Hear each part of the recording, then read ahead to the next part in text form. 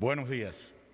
Desde el Centro de Prensa Internacional damos inicio en la mañana de hoy a la conferencia de prensa del Ministerio de Salud Pública sobre la actualización epidemiológica del país y el enfrentamiento al nuevo coronavirus. En la mañana de hoy contamos con la presencia del doctor José Ángel Portal Miranda, ministro de Salud Pública de Cuba. Buenos días, doctor. Muy buenos días. Bueno, muy buenos días para todos los que en estos momentos se encuentran siguiendo esta conferencia de prensa. Les pido permiso para poder hablar con el Nasobuco, cumpliendo una de las medidas sanitarias que hemos dictado en el país en función de la prevención de esta importante enfermedad. Y no hay duda que mantener informado a nuestro pueblo acerca del estado de esta pandemia y los riesgos que representan a la salud esta enfermedad, así como las medidas que se pueden estar tomando para protegerse, resulta un elemento clave para reducir las posibilidades de que las personas se infecten y también ayudar a mitigar la propagación de esta enfermedad. Como ya es costumbre, cada mañana especialistas del Ministerio de Salud Pública participan brindando información en este espacio. Nosotros estaremos compartiendo información de por dónde anda el mundo a partir de los reportes internacionales y cómo se ha estado comportando también el país. Yo voy a hacer una anotación, y es que normalmente utilizamos los reportes oficiales de la OMS, a veces no coinciden con lo que dicen algunas teleemisoras de algunos países, pero el comportamiento de manera general es similar. Como he estado advirtiendo, la OMS, la pandemia del coronavirus continúa acelerándose en todo el mundo. Ya son pocos los países que no tienen casos confirmados y todos estamos librando dentro del mundo una batalla para su control. Como se ha estado explicando por los diferentes medios, en Cuba hay un plan nacional, un plan integrado por los diferentes organismos con un seguimiento. Este plan integra medidas que se han ido reforzando teniendo en cuenta las experiencias internacionales y como también se ha estado informando de manera sistemática, se va reforzando de manera constante a partir de elementos de riesgo que puedan aparecer y sobre las situaciones que desde el punto de vista epidemiológico se han estado evaluando. Por lo tanto, resulta imprescindible que las personas puedan comprender cuál es el papel que le corresponde en estos momentos a cada cual para protegerse y sobre todo cómo proteger o participar en la protección de los demás. En el orden internacional, y siempre comenzamos por aquí para no perder la perspectiva del riesgo real en que nos encontramos, hasta el 28 de marzo se han reportado 174 países que han confirmado casos de la enfermedad COVID-19. 591.666 casos confirmados, hay 27.069 fallecidos. Eso habla de una letalidad de 4.58, es decir, de cada 100 personas que enferman, 4.58 lamentablemente mueren, reportando ya la OMS de 174 países, 143 que presentan transmisión. El 89,6% de los países del mundo ya están reportando casos. Italia, Estados Unidos, España, Alemania, Irán están dentro de los que más casos están reportando de manera diaria y tienen un seguimiento diferenciado. En el caso de las Américas, todos los países de las Américas, los 35 países de las Américas, en estos momentos tienen transmisión. Se reportan 121.136 casos confirmados. El 22,9% del total de casos reportados en el mundo están en las Américas y 2.094 fallecidos, una letalidad más baja que la que se comporta de manera internacional, con 1.72%. Solo ya un territorio de ultramar no presenta casos confirmados, que son las Islas Malvinas, por lo tanto, prácticamente toda la región de las Américas tienen casos en estos momentos. Estados Unidos sigue marcando la diferencia con el mayor número de casos, seguido de Brasil, Canadá y otros, como ha aparecido en los reportes oficiales. La situación nacional. Yo creo que es importante entender que a partir de las medidas recientemente adoptadas en el país, van teniendo impacto uno de los riesgos más importantes, que ha sido la entrada o la reducción de los viajeros provenientes de países en transmisión. Esa es una de las medidas que se logró informar, son medidas de incremento, son medidas que incluso eran de fases posteriores a las cuales teníamos previsto nuestro plan y se adelantaron para lograr contener una transmisión de envergadura en Cuba. Ayer solo ingresaron al país 198 viajeros cubanos residentes. Es una cifra que ha venido disminuyendo paulatinamente. Según procedencia, de Estados Unidos llegaron 78, de México 46, de Italia 30, Rusia 16, República Dominicana 14 y España 12. Se realizaron solo 9 operaciones aéreas, todas por el aeropuerto José Martí.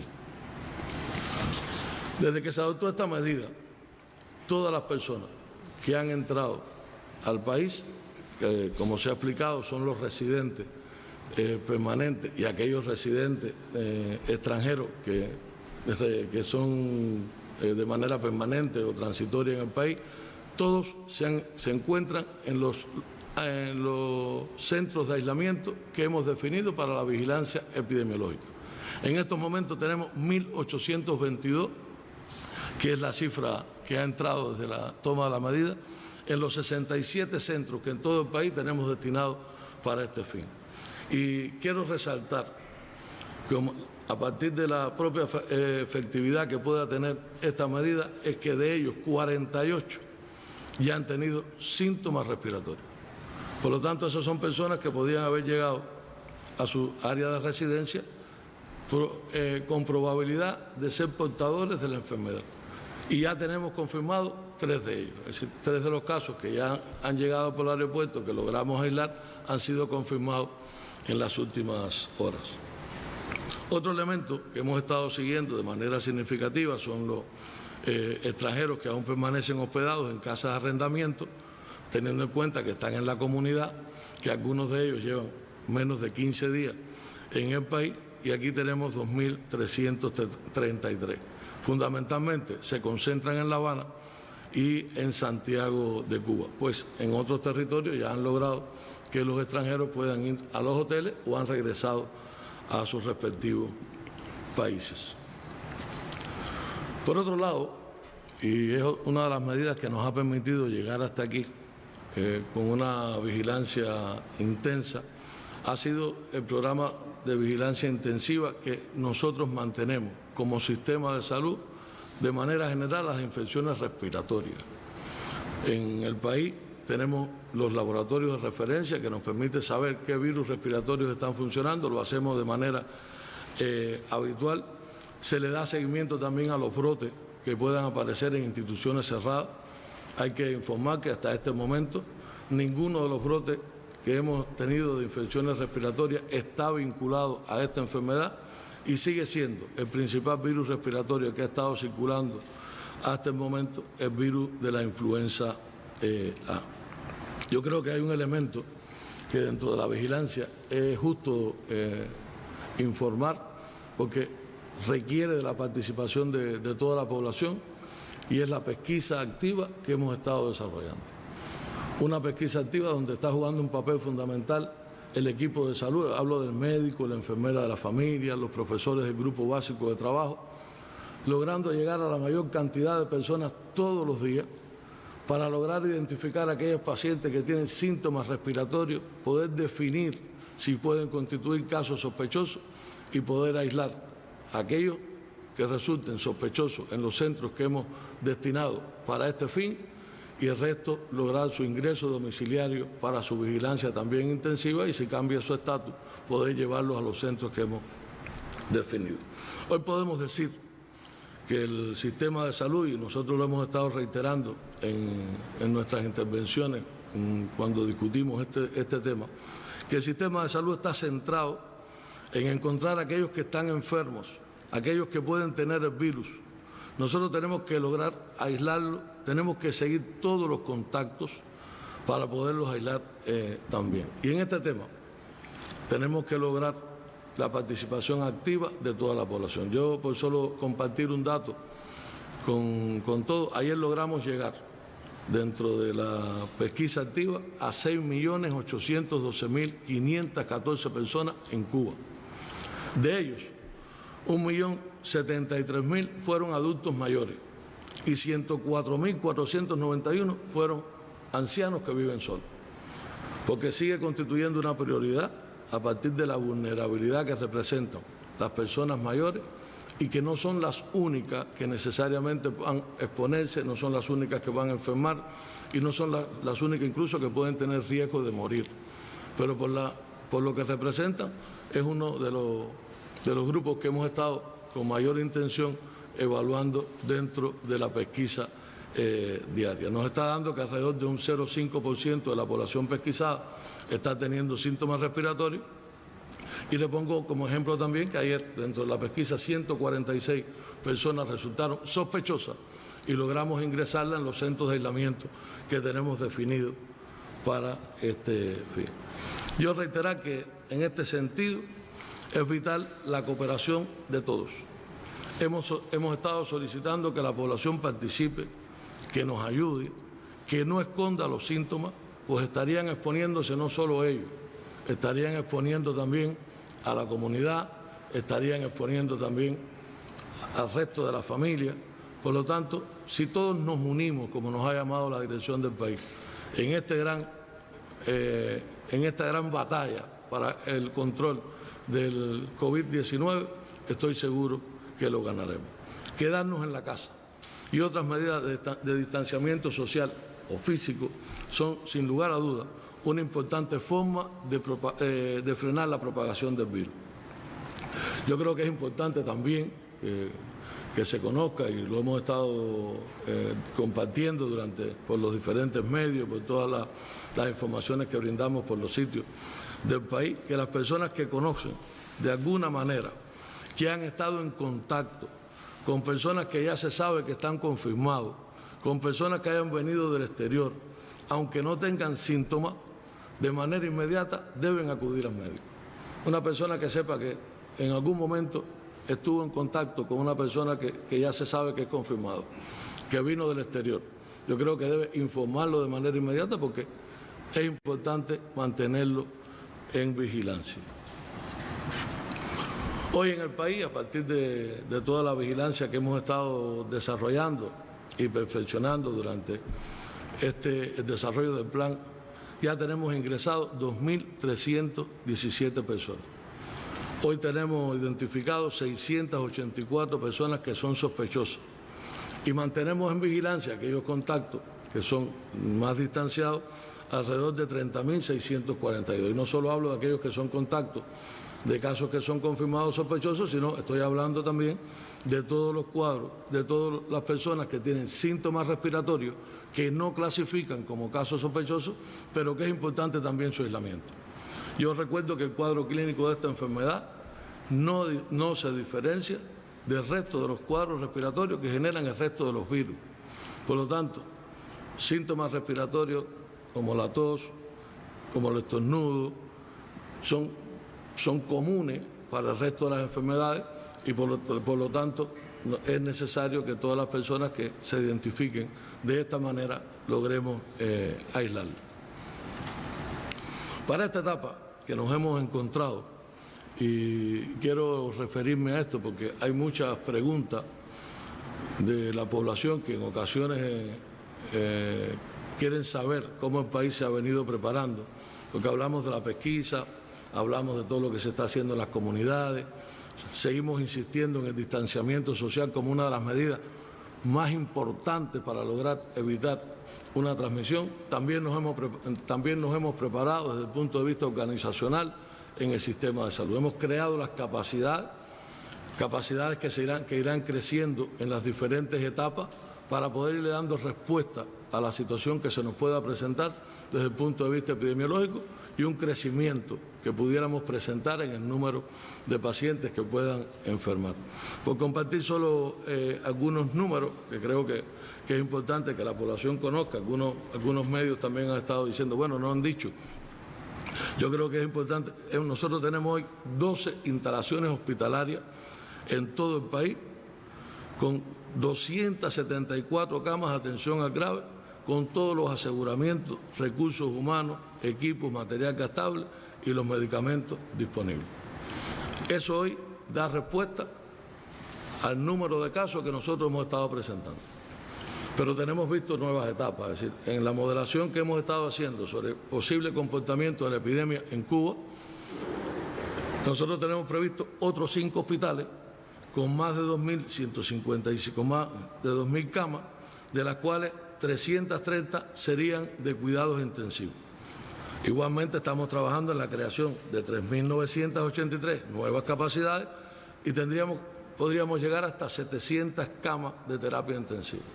Aún así, el país está importando un número de equipos, estamos respaldando las posibilidades de extensión de los servicios en caso de que sea necesario. No obstante, hay toda una organización, están establecidos los protocolos para cada uno de estos centros, los protocolos de tratamiento que estamos usando vinculados a esta enfermedad y también ha sido otra preocupación, están armonizados con las mejores experiencias internacionales.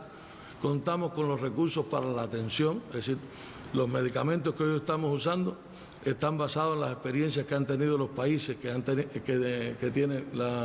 la mayor transmisión.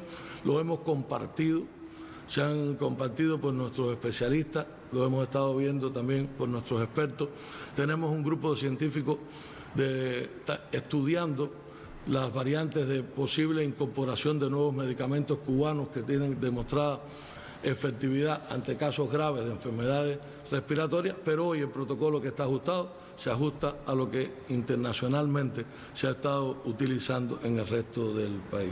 Igualmente, informar que se han habilitado 24 instituciones más con 1.720 camas para atención a pacientes sospechosos de la enfermedad sin factores de riesgo. Hay varias categorías que hemos estado definiendo de forma tal que los pacientes que hoy están bajo vigilancia porque vienen como viajeros puedan estar en las instituciones que hemos creado para este fin. Quiero aclarar que las instituciones ha sido un gran esfuerzo de los organismos. Esto es una pandemia como esta, nunca la hemos enfrentado.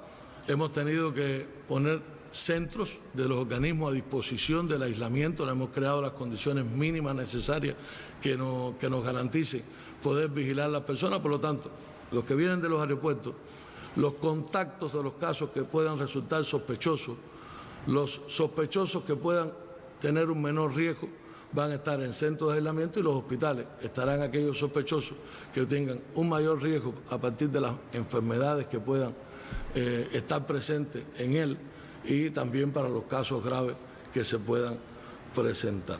Nosotros constantemente, a partir de la evaluación que se ha estado haciendo por la dirección del país, en el Grupo Temporal Nacional, vamos evaluando cada paso, cada medida, cómo responde a la situación epidemiológica en que nos estamos enfrentando.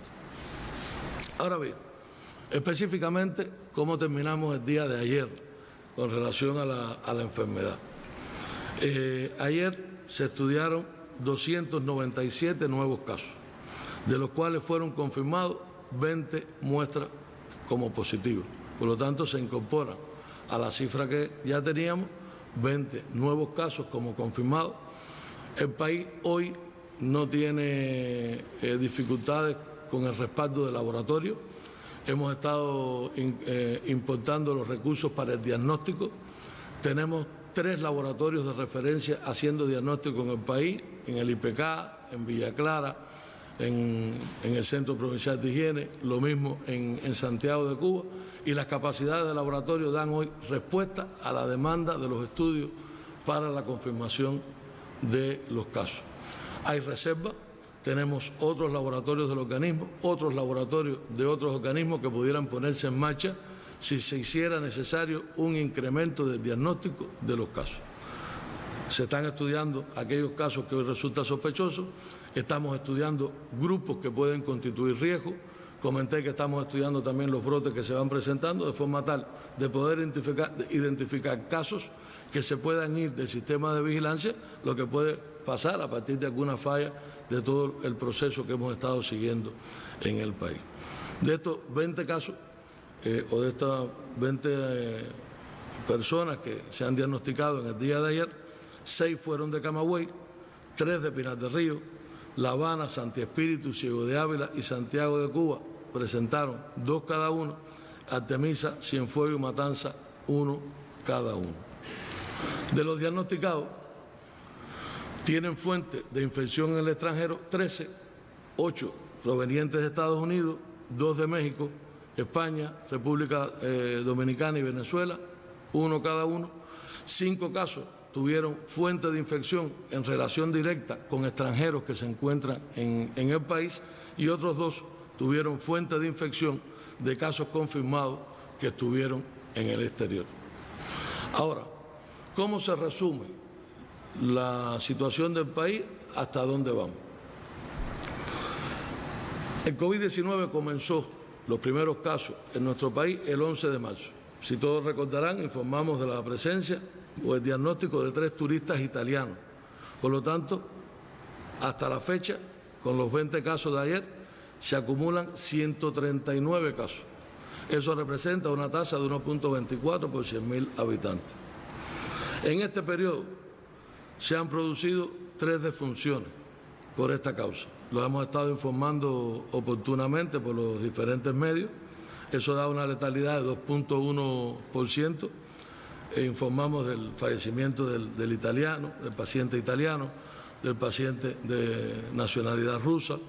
Y ayer se informó el primer caso cubano, que fue en Villa Clara, con una persona de 52 años que había estado en Estados Unidos, que después estuvo en España antes de regresar, había tenido antecedentes de procesos neumónicos importantes para los cuales se había estado siguiendo y prácticamente en los pocos días de estar en el país desarrolló síntomas, fue aislado, fue atendido en el hospital de Villa Clara y desarrolló de manera acelerada signos graves de la enfermedad. En todas las terapias, tengo que compartir, tenemos equipos multidisciplinarios de experiencia, estamos discutiendo cada uno de los casos graves que pueden estar presentes en cada una de las terapias en estos momentos y aportamos en colectivo para la mejor evolución de los pacientes. Lamentablemente tuvimos el fallecimiento de este primer cubano con una comorbilidad como los 2 anteriores que planteé, que lo generó la muerte, para lo cual transmito de verdad nuestra condolencia a sus familiares y amigos.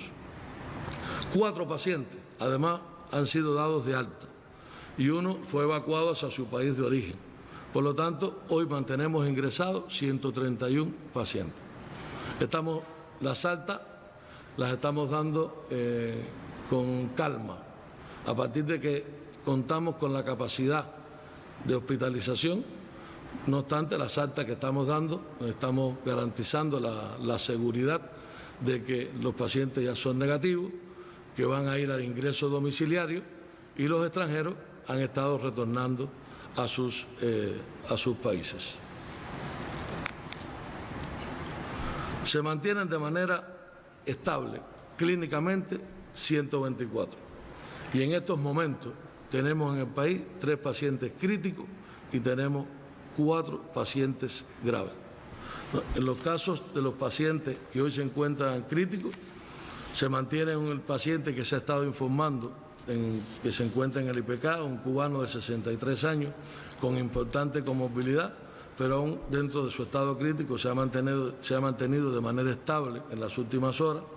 Tenemos una paciente de 53 años, además cubana, que se encuentra en el hospital de Villa Clara, en el hospital de Santa Clara, tiene antecedentes de diabetes mellitus, se encuentra realmente ventilada, también reportada de crítica, estable en las últimas horas. Tenemos una paciente de 71 años que procede también que vino del exterior, arribó de España, ha empeorado su cuadro clínico y radiográfico, reportada de crítica. Son los 3 casos que en estos momentos, una paciente de Santi Espíritu, por lo tanto, tenemos un paciente de La Habana en el IPK, tenemos un paciente de Santi Espíritu que se encuentra en Villa Clara y otro paciente de Villa Clara que se encuentra en esa misma provincia. En cuanto a los casos graves, se mantiene el paciente francés ingresado en el hospital de Matanza, que tenemos definido para este fin, pacientes con comorbilidades importantes, se mantiene estable, no ha tenido complicaciones dentro de su gravedad. Tenemos otro paciente de 45 años, también informado en Santiago de Cuba, que está en el hospital, regresó recientemente de Estados Unidos con un distrés respiratorio importante, grave, también estable en las últimas horas. Y se incorporó una paciente de 62 años de Pinar del Río, que también regresó de Estados Unidos hace pocos días, con manifestaciones respiratorias también reportadas de grave. Eso fue hasta el día de ayer. Comparto con ustedes además un caso que en las últimas horas se ha incorporado de 49 años, que llegó de República Dominicana y que también se encuentra reportado de grave en Villa Clara. Como estamos cerrando diariamente, le informo de este caso, que lo evaluamos ahora en la madrugada a las 6 de la mañana, y creo que es importante también que nuestro pueblo sepa todos los casos que con estado crítico o de gravedad se están siguiendo. Lo que sí creo que es importante que se pueda transmitir, que en todos los casos tenemos equipos importantes siguiendo, equipos de expertos, tanto del Ministerio de Salud como de las diferentes provincias, siguiendo los casos en todo el territorio. Ahora bien,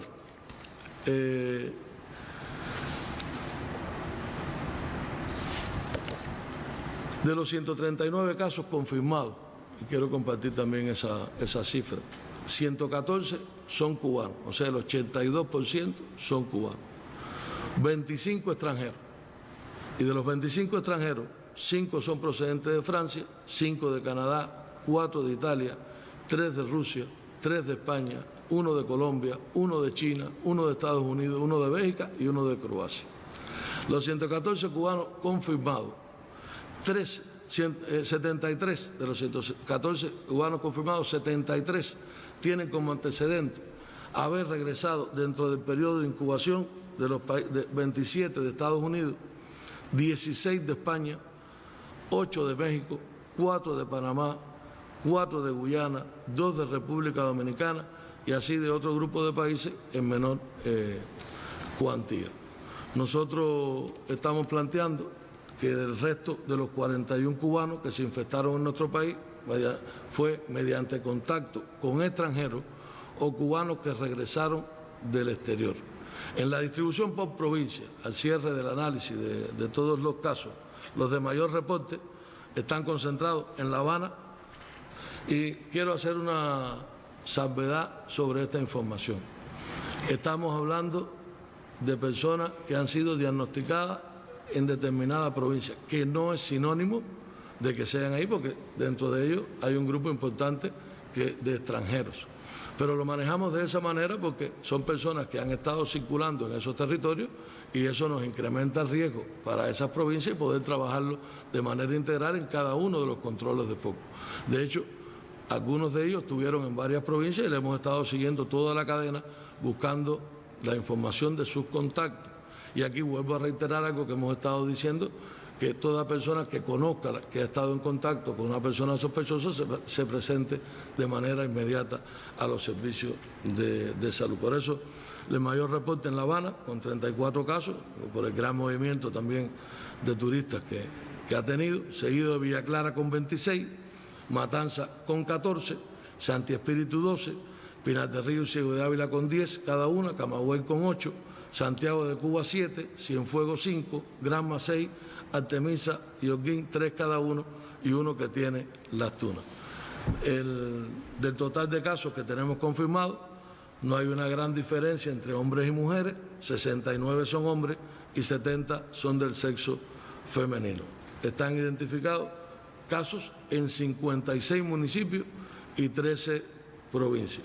Hay una pregunta que a veces nos hacen algunos en la población a través de los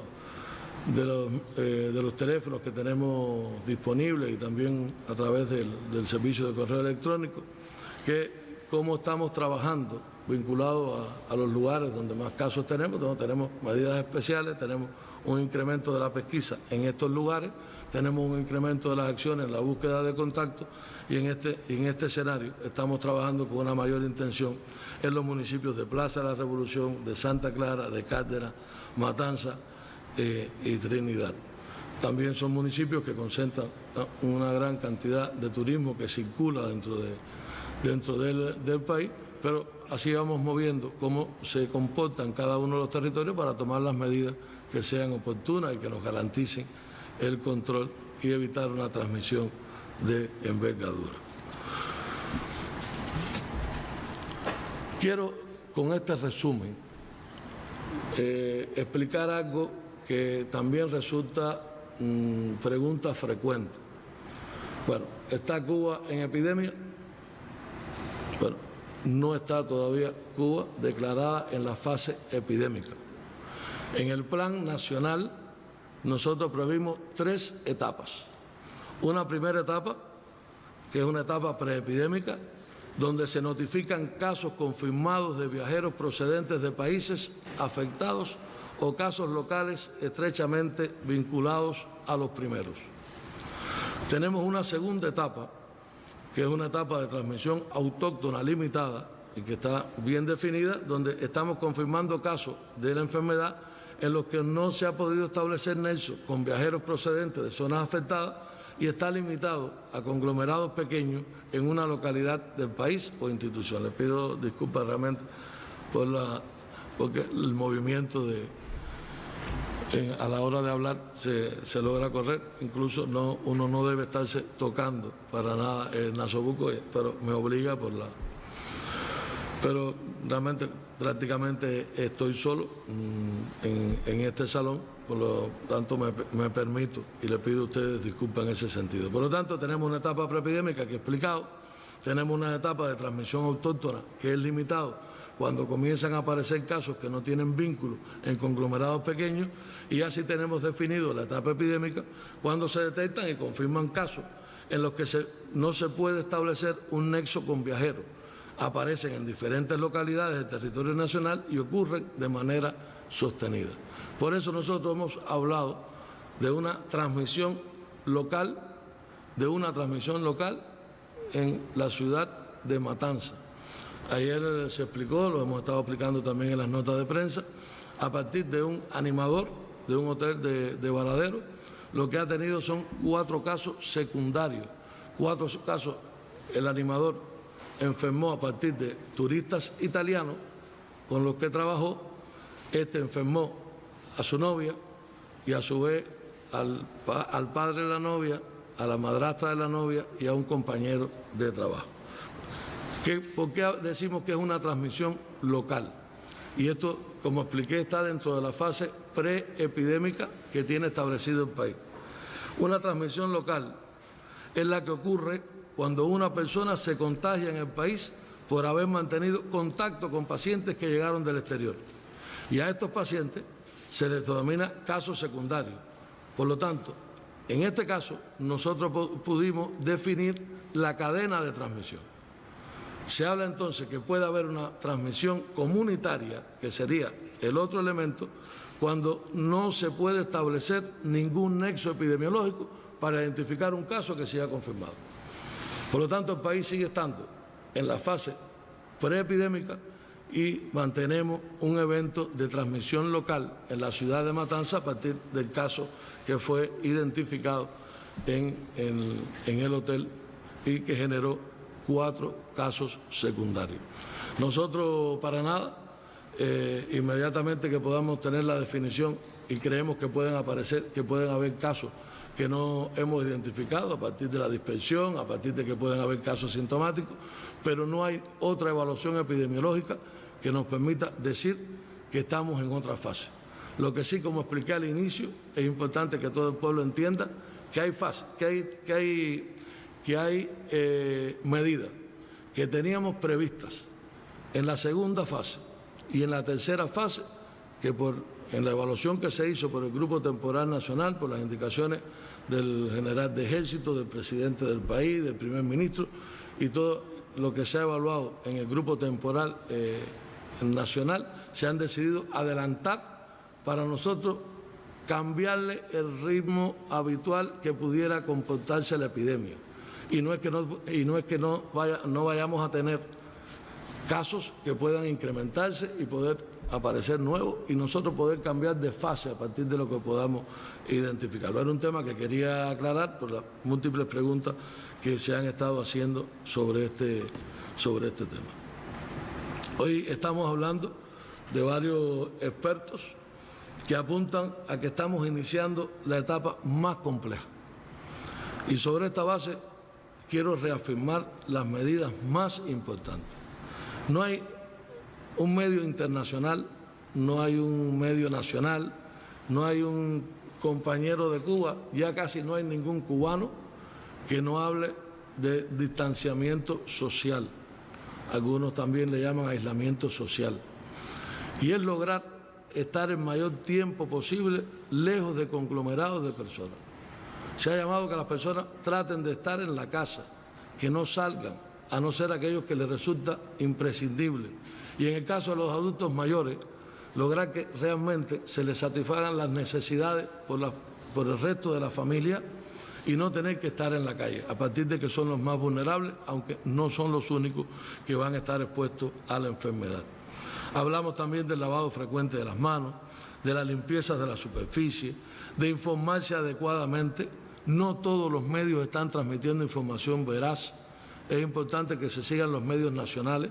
Nosotros estamos siendo totalmente transparentes con lo que ocurre en el país. No hay información de segunda mano. Todos los días estamos, a través de los sistemas estadísticos y de vigilancia, poniendo sobre la mesa cuál es el comportamiento de la enfermedad en Cuba. Las medidas vinculadas al toser o a estornudar, eso se ha explicado, evitar áreas concurridas, acudir al médico y si cree que no es de los grupos vulnerables, recuerde que cualquiera puede enfermar. Yo creo que esto es un elemento que es importante. En días recientes comentábamos también en la mesa redonda, porque hay algunos spots que hemos estado utilizando, donde se llama la atención de aquellos grupos que es imprescindible que usen el nasobuco, pero ya no hay razón para que la población cubana, todo el mundo, no tenga su nasobuco. Y además es fácil de construir, se puede hacer varios, puede ser de cualquier tela que puedan tener las personas en la casa, se puede hacer en los centros que tiene el sistema de comercio, en los ateliers, están las costureras en los barrios. Hay muchas personas que de manera voluntaria han estado trabajando, pero también se puede construir a mano y tener varios para cada persona, porque lo importante no es solo usar el nasobuco, es lograr usarlo y usarlo bien. Y sobre todo aquellos que comparten lugares públicos, aquellos que tienen que utilizar transporte colectivo, pero es un medio de protección física que en la medida que todos los cubanos lo interioricemos, estaremos mejor protegidos durante el proceso que demorará esta enfermedad, que no tenemos definido hasta cuándo pueda extenderse a partir de la propia situación internacional, la propia situación de la región, la entrada aún que tenemos de personas y el número de personas que también pueden hoy ser en el país portadores asintomáticos de la enfermedad que no se han identificado y que tendríamos que identificar oportunamente. Por lo tanto, para nada esto es un tema resuelto, es un tema que ahora cobra su mayor importancia. Ahora con las medidas de refuerzo de regulación en frontera es algo que tenemos que trabajar entre todos, algo que tenemos que prepararnos todos y que estoy seguro que entre todos podremos lograr. Ahí hablaba de la información. es importante que nuestra población conozca que existe una legislación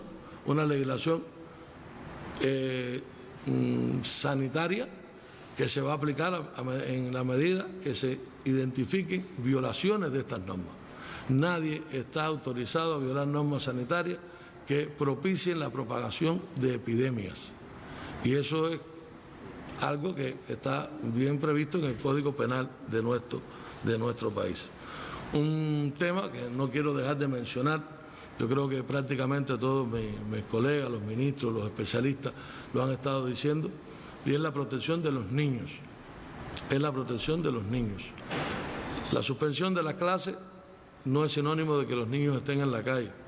Y cuando hablo de los niños, los adolescentes, tenemos que lograr que se mantengan en las viviendas. Es la mejor forma de protegerse ante el contagio de esta enfermedad. No quería dejar de mencionar dentro de las medidas, una medida que es muy efectiva. Yo les recuerdo que esto es una enfermedad que tiene un periodo de incubación que puede durar hasta 14 días y que es un virus que puede estar presente en la superficie de una mesa, de un ómnibus, de una silla, de cualquiera de las cosas que tocamos, que sea tocado por alguien que pueda ser portador de la enfermedad. Por lo tanto, la desinfección de la superficie es algo elemental, al igual que la desinfección de las manos con agua y jabón y el uso de hipoclorito o de soluciones alcohólicas. No perder de vista a las personas mayores, algo que quería reforzarlo, a los abuelos, recomendarles que no es tiempo de estar visitando a los nietos, no es tiempo de estar visitando los lugares.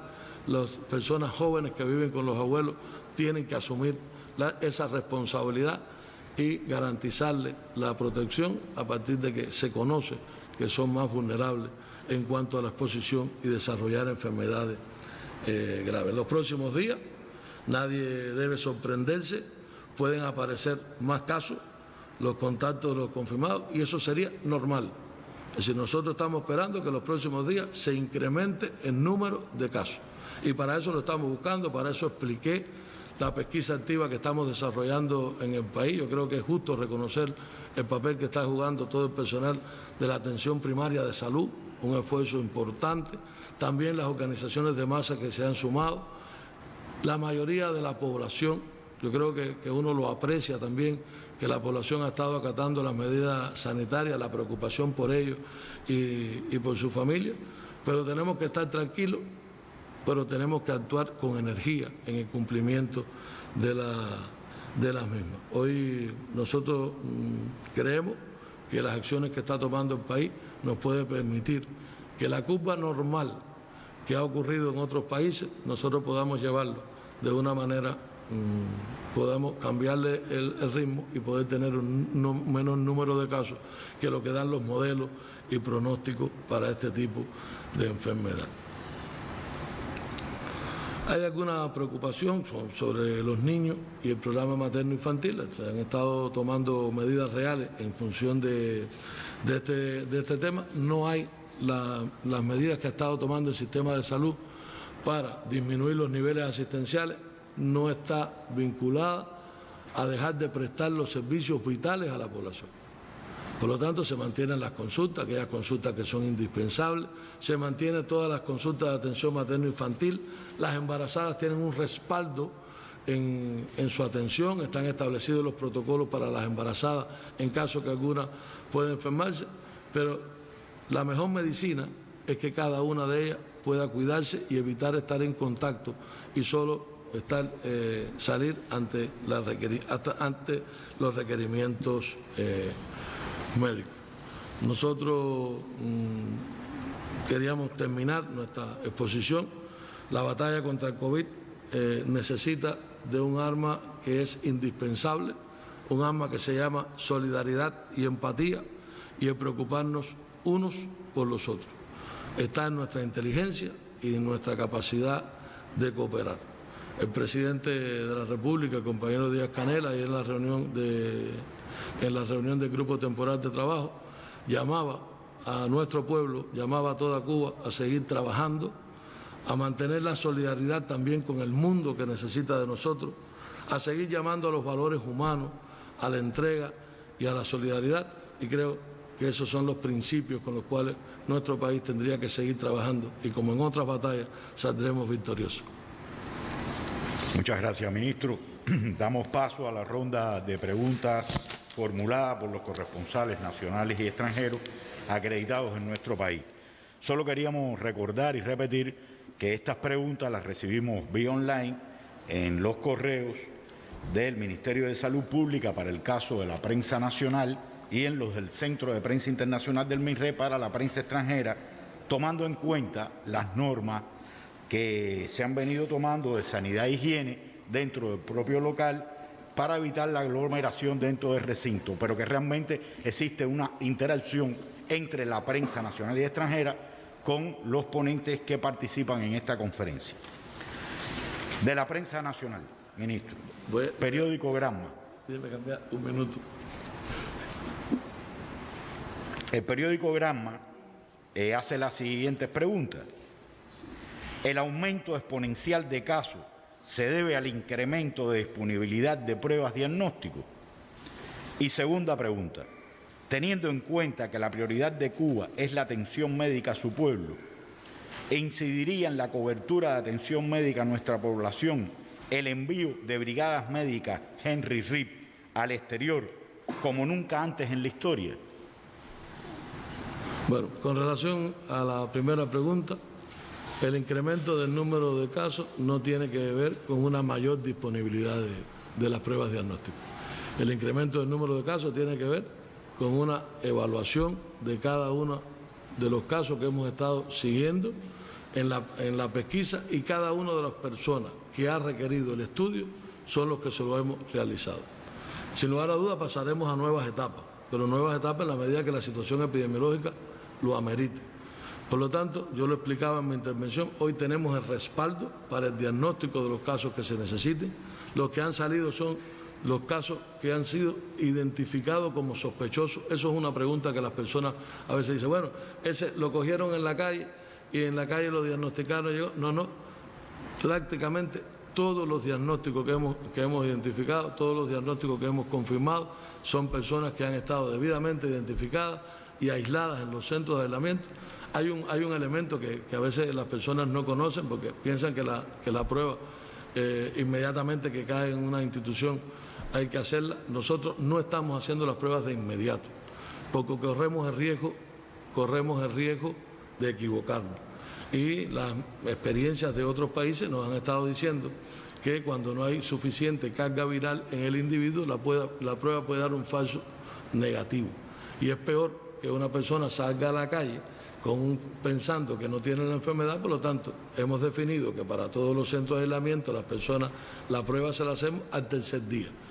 Reitero, hay disponibilidad, el país tiene el respaldo financiero para garantizarlo, lo hemos tenido, tenemos proveedores que han sido muy serios, también tenemos algunos países que nos han donado determinados recursos vinculados al trabajo del país para el control del COVID-19, lo cual también agradecemos, pero sobre todo el respaldo que el país ha tenido para poner el financiamiento y nosotros disponer de ese elemento. Con relación a la colaboración, yo creo que nuestro pueblo está claro, hay una historia de solidaridad que nadie puede empañar. Yo buscaba alguna cifra que creo que son importantes y aunque siempre se recuerdan, y las recordamos los cubanos, pero las recuerdan también todos los países donde hemos estado. Tal vez los Estados Unidos no lo entienden, algunos gobiernos se les olvida, hablo de gobiernos porque a los pueblos nunca se les olvida dónde ha estado la presencia cubana. Decía que hasta la fecha en que se inició la actual epidemia, las brigadas Henry Reed habían estado con 28 brigadas de ese contingente en 22 países. Más de 7.950 profesionales han enfrentado efectos de 16 inundaciones y 8 huracanes, 8 terremotos y 4 epidemias. Y no se puede dejar de mencionar las 3 brigadas que estuvieron enfrentando el ébola en el África Occidental. Por lo tanto, hay historia.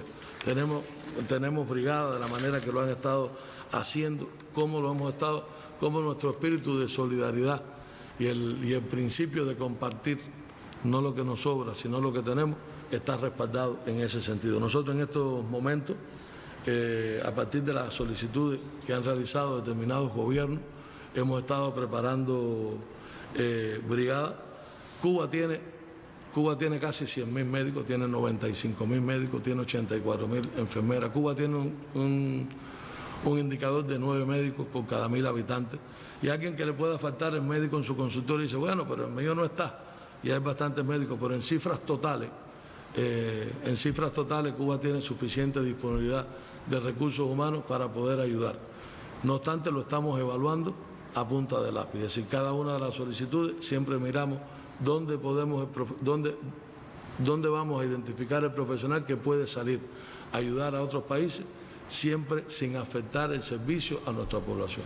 Y nosotros en estos momentos ya tenemos 14 brigadas Henry Riff que han salido 593 profesionales, 179 médicos y 399 enfermeros, 15 tecnólogos.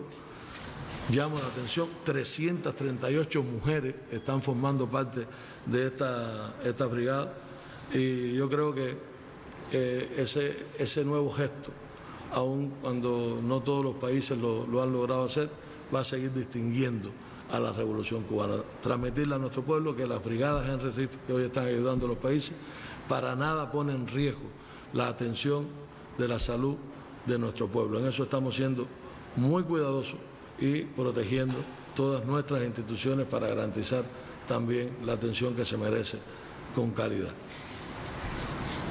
Esta pregunta la hace CNN de Estados Unidos. ¿Cuántos sitios tienen en Cuba con posibilidad de hacer pruebas diagnósticos? ¿Cuánto tiempo demoran los resultados? ¿Cuántas pruebas se hacen diariamente? Nosotros tenemos en el país en estos momentos 3 centros destinados para las pruebas diagnósticas. Tenemos el Centro de Referencia Nacional, el Instituto de Medicina Tropical Pedro Cubrí, un centro que acumula una experiencia importante. Tenemos un centro regional ubicado en Santa Clara y tenemos otro centro regional ubicado en Santiago de Cuba. Yo explicaba en mi intervención que tenemos otro centro propio de salud, que lo estamos dedicando a los estudios, porque además no dejamos de vigilar el resto de las enfermedades, tenemos que seguir vigilando la presencia de la arbovirosis y el diagnóstico. Por lo tanto, hoy, en la etapa que se encuentra el país, el número de pruebas necesarias a realizar es suficiente la capacidad de diagnóstico que tenemos. De hecho, nosotros en esos 3 centros podemos hacer alrededor de 1.000 pruebas diarias y estamos haciendo alrededor de 300 pruebas. Si mañana tuviéramos que incrementarlo, tenemos otros laboratorios de biología molecular que tiene el sector de la salud, además de laboratorios de biología molecular que tienen otros centros como BioCuba Pharma, que lo pondríamos a disposición del diagnóstico rápido, del diagnóstico oportuno de estas personas. La prueba nunca demora más de 24 horas. Una prueba, todo su procesamiento, a lo sumo 12 horas, cuando se logra la extracción, después la lectura de la prueba. Por lo tanto, cada prueba que se hace en menos de 24 horas logra estar en el hospital o en la institución donde se indicó. La siguiente pregunta es de Sputnik, Rusia, y dice así: a partir de entrar en una fase 2, en los inicios de una etapa epidémica, ¿se ampliarían los test de diagnóstico en las zonas de mayor vulnerabilidad, donde hay una incidencia de casos que se presentan con frecuencia? ¿Qué política se seguirá en lo adelante para diagnosticar posibles casos contagiados? Para cada etapa tenemos bien establecidas cuáles son las medidas a ejecutar. Nosotros en estos momentos no contamos con los kits rápidos, de hecho en algunos lugares hay algún cuestionamiento a su utilización y a su efectividad. No obstante, estamos viendo las mejores experiencias internacionales. También dispondremos en el país de nuestros kits rápidos, pero hoy tenemos el respaldo de las pruebas que se necesitan para hacerlo. Si mañana cambiáramos de la fase, y yo recuerdo, y yo insisto que todavía no estamos en una fase preepidémica, si mañana cambiáramos la fase, también están previstos cómo cambiar los algoritmos diagnósticos que nos permiten incrementar el pesquisaje de la población. Hoy está en los pacientes que constituyen sospechosos están los contactos que puedan, los contactos más cercanos, están en determinados grupos vulnerables y en los estudios de casos hospitalizados por otras razones, y también aquellos brotes vinculados a instituciones cerradas, para estar seguros que no hay un movimiento en otro lugar que no sea el que estamos estudiando. Periódico El Nuevo Día de Puerto Rico. ¿Podría segmentar por provincia los casos hasta ahora? ¿En qué municipio hay más infectados? Yo lo tenía por aquí, pues, lo tenemos abierto por cada una de las provincias. Yo creo que de alguna manera lo mencioné.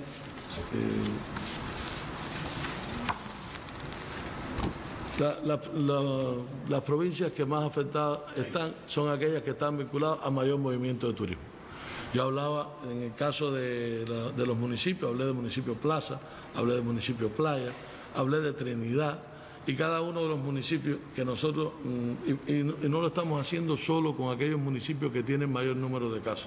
Es decir, en los municipios que tienen un mayor número de casos, estamos haciendo acciones de incremento para identificar casos, para identificar posibles personas que puedan tener síntomas respiratorios que puedan convertirse en sospechosos. Pero también estamos haciendo los municipios que hoy no tienen casos, pero que son municipios de alto riesgo por el movimiento de turistas que han tenido durante este año. Por lo tanto, está bien definido. Tenemos las provincias. En mi intervención yo hablé del número de casos que hoy tenemos en cada provincia al cierre de la transmisión, y como es lógico, La Habana concentra el mayor número por ser también la capital que tiene la mayor movilidad de personas. La Agencia AP de Estados Unidos. Algunos países han impuesto la cuarentena total para cortar la transmisión. Con el actual nivel de contagio en Cuba, ¿sería necesaria una reclusión obligatoria de las personas? ¿O a partir de cuándo esto se produciría? Para cada etapa están estudiados. Yo insisto en esto, porque si algo hemos trabajado en equipo, y ese concepto que logra tener nuestro país, de que bajo la dirección de nuestro general, del primer secretario del Comité Central del Partido y General de Ejército, del presidente Díaz-Canel, del primer ministro, logre integrar a todos los organismos en función de esto, que a veces no en todos los países logra funcionar de esa manera. Nosotros tenemos estudiado para cada etapa cuáles son las medidas que nosotros estaríamos tomando. E incluso se ha explicado, no creo que esté diciendo nada nuevo, todos los días estamos pensando qué más podemos hacer, qué más podemos incorporar en el escenario actual de Cuba, y por eso mencionaba de medidas que eran de la fase epidémica, las estamos tomando en la fase preepidémica, para tratar de cambiarle el curso esperado a esta enfermedad. Están previstas medidas de cuarentena, están previstas medidas de cuarentena por etapas. Mañana puede haber una comunidad que tenga una transmisión que ya no sea local, sino que sea una transmisión comunitaria. Se puede cuarentenar una comunidad, pero se puede cuarentenar un municipio, se puede cuarentenar un municipio según se vaya comportando. Todo eso está en nuestros planes y obedecerá siempre al análisis técnico, la decisión directa del Grupo Temporal Nacional, y está descrito qué se haría en cada momento. Pero la mejor acción que todo el mundo tendría que entender en estos momentos es cómo yo participo en ese distanciamiento social, el aislarnos de los grupos, el estar el menor tiempo posible en la calle para lograr cortar cualquier tipo de transmisión. La persona que no se expone se está protegiendo a él, se está protegiendo su familia, que en casi toda la familia tenemos personas que son muy vulnerables, y está protegiendo también a su comunidad. El resto de las medidas vendrán, están estudiadas y se corresponde con las diferentes etapas en que iremos pasando en caso de extenderse la epidemia en nuestro país. Una última pregunta, ministro. Juventud Rebelde. En el momento actual, si se enfermase alguna embarazada, ¿cómo se procede? ¿Qué medidas específicas se están tomando con este grupo vulnerable? ¿Hay alguna embarazada bajo sospecha o aislamiento? Y el programa de atención materno-infantil, ¿se mantiene el seguimiento a las embarazadas a pesar de las circunstancias en que nos encontramos? Si un programa es y seguirá siendo priorizado en nuestro país, el programa materno-infantil, por lo que representa en la salud de la madre, el niño y en la familia. Por lo tanto, todas las acciones vinculadas al programa materno-infantil se mantienen. Y cuando construíamos el plan y las acciones y hablábamos de grupos vulnerables a los cuales no se podía dejar de atender, hablábamos de los adultos mayores y hablábamos del programa materno-infantil. Está dentro de las cosas que no se suspende nada. La vigilancia, la atención, el sistema y el seguimiento adecuado para cada una de las embarazadas y de los niños. Por lo tanto, también llamamos a este grupo a su protección, es decir, lograr estar en menor tiempo solo cuando sea imprescindible la consulta médica, para lo cual será citada de manera correspondiente por su médico de asistencia. Hasta ahora no tenemos ninguna embarazada que sea confirmada al COVID, a la enfermedad de COVID-19. Mantenemos vigilancia, igual que lo hacemos con los niños en el país. Bien, damos las gracias al ministro José Ángel Portal Miranda del Ministerio de Salud Pública y a los televidentes por su atención. Muchas gracias a todos.